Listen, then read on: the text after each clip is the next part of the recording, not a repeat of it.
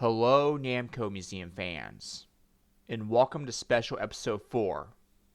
And today I'll be doing a documentary on Xevious, one of my favorite arcade series I ever played. Actually, my second favorite, along with Galaga.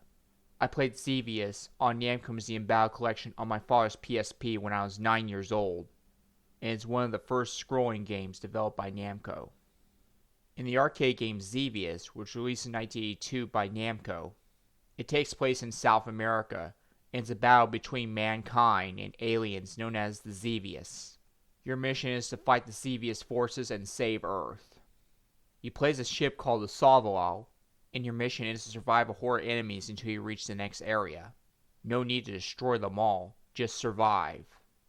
You're armed with 2 weapons. You have guns to take out enemies on air, and you have a bomb gun that allows you to take out enemies on the ground, which explains why you have a crosshair in front of the Xevious. You might find background elements in the game, since it takes place in South America. Background elements like the drawing of the Thunderbird, which was located in Peru, somewhere in the plateau. In some areas you had to fight the mothership, which is the early example of boss fights.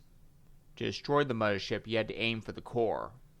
However, it has a lot of firepower. You have a choice to take out the cannons guarding the core.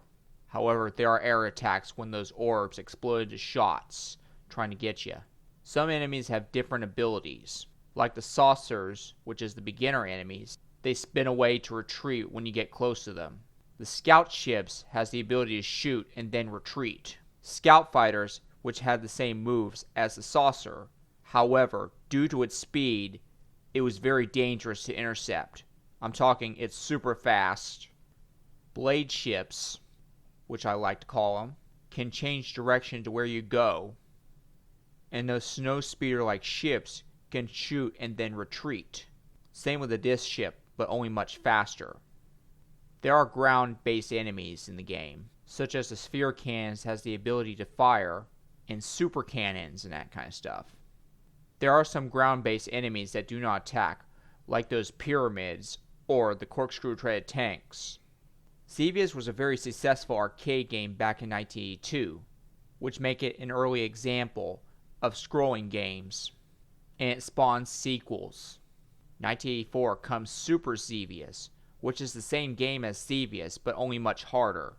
And there are some new enemies, and some of them might try to reset your score.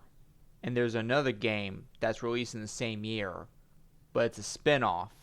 Grobda it was called. I never knew it was a spin-off when I was a kid. I see it as a game by itself. What I heard, it was named after an enemy vehicle such as the corkscrew-treaded tank.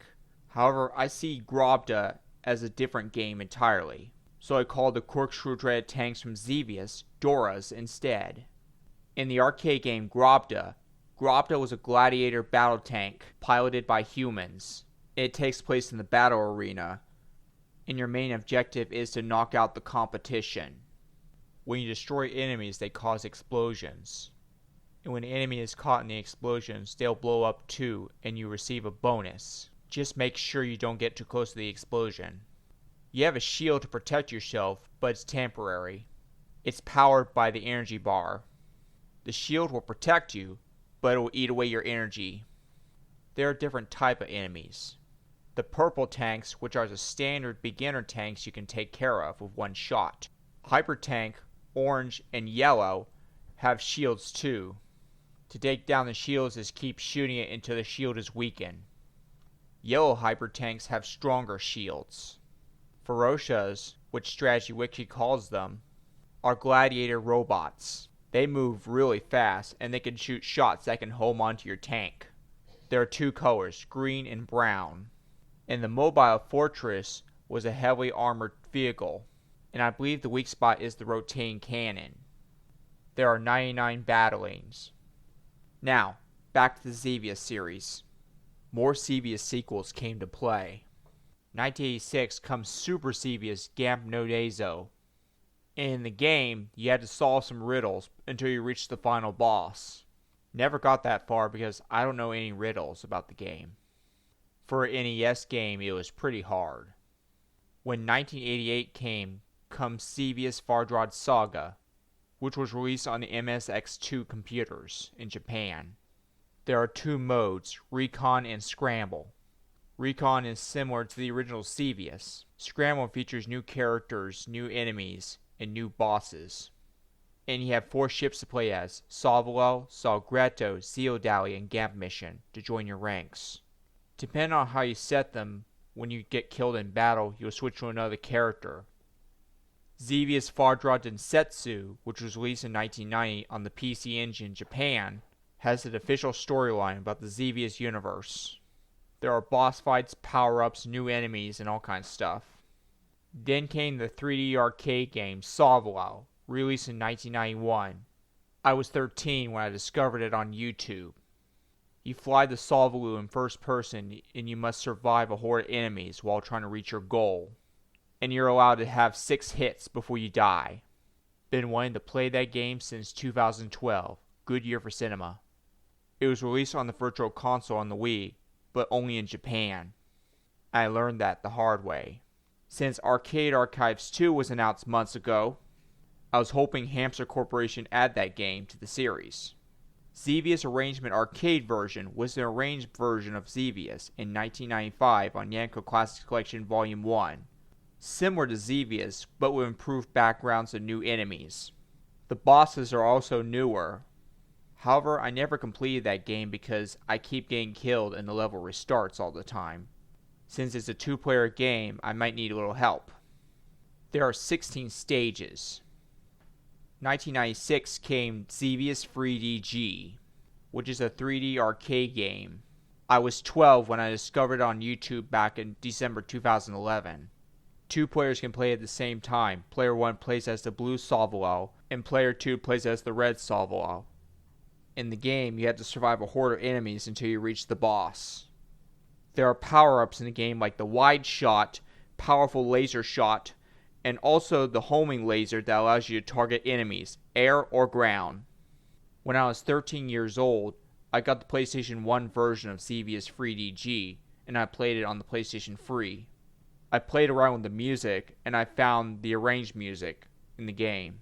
In episode 11, I requested Xevious 3DG 3D Remaster with better graphics as it was rendered by Unreal Engine, and with the arranged music that you hear from the PlayStation 1 version. 2009 came Xevious Resurrection, which was played on the PlayStation 3 on Namco Museum Essentials. I found pictures of gameplays of that game when I was 12 years old when I played Namco Museum Essentials Trial, but didn't know the name back then. But when I was 13, I discovered the name, and I looked up the gameplay. And by the time summer came, I got a chance to play it. It's similar to the original Xevious with 2D characters, but with 3D assistance, like it was filmed by a satellite. You have a shield system that will protect you from enemy lasers, and to replenish your shield, you have to destroy enemies that shoot lasers, and then collect the triangles to replenish your shields. There are 16 stages.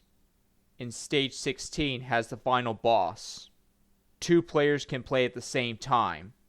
When I was growing up, I have difficulties identifying what the Salvalo looks like in Xevious Resurrection. Last year, when I was using my Blender skills, I recreated the Salvalo in 3D. I was hoping that Bandai Namco creates the Xevious Resurrection 3D Remaster, so I can see the characters in full 3D, and I can identify what the characters look like. The Xevious series was a complete success in the 80s, which explains why sequels were spawned. It became my second favorite arcade game series when I was 13. It's a great game, just difficult. That's concluded for the Xevious series. And I'll be bringing up Grobda again in the Battle Tank episode. In 2 weeks, I'll be talking about the Genpei Tomatin series. See you in 2 weeks.